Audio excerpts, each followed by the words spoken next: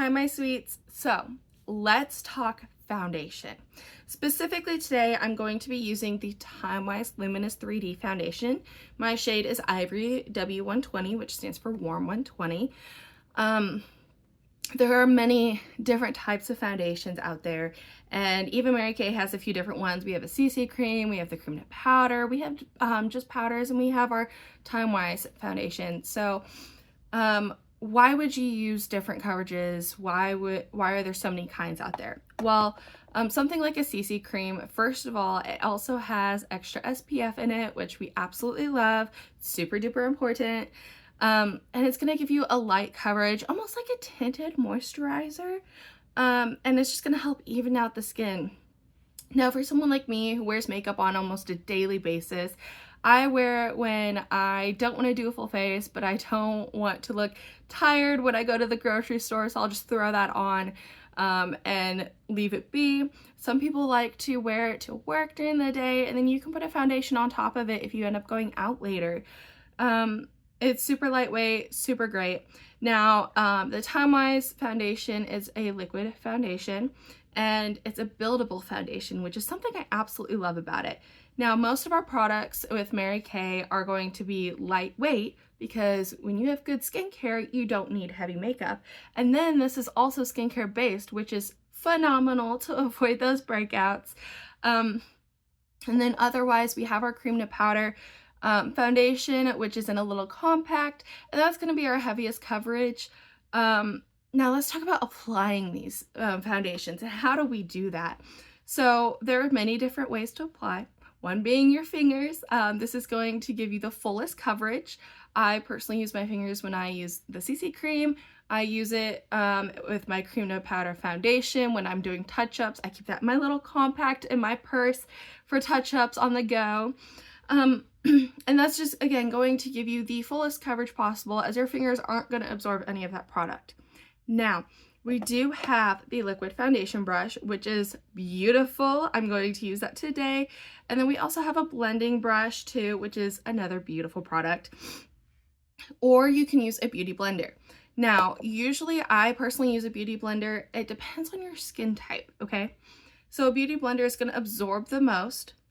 But if your skin tends to leave like streaks from a brush, and this is going to happen more on like young, youthful skin that doesn't have as many blemishes or years to it, or sometimes really oily skin can have that too.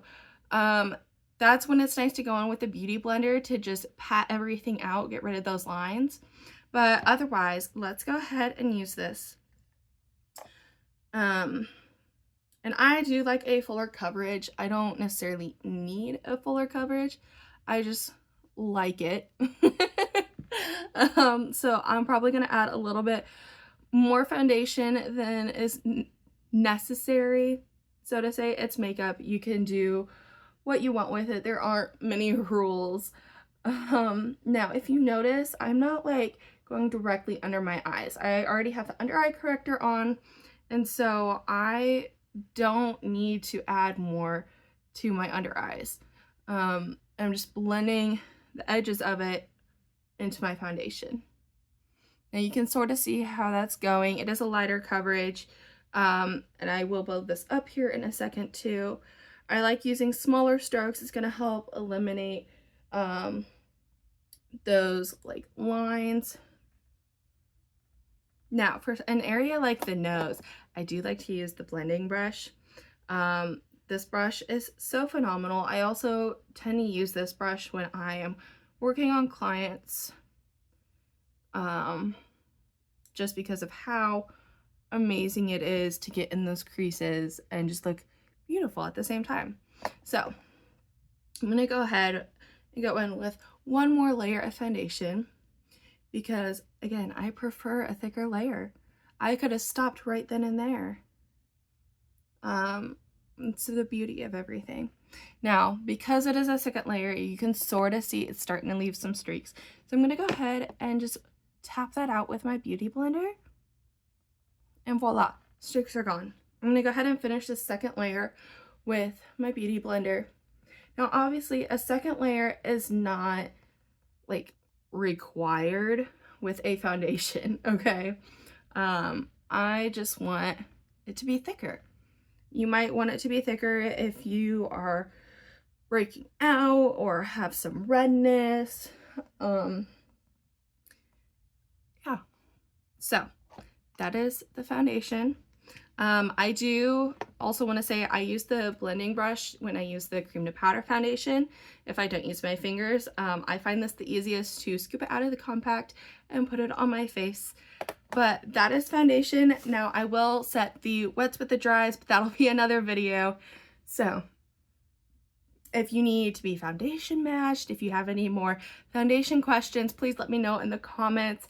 And thank you for joining me today.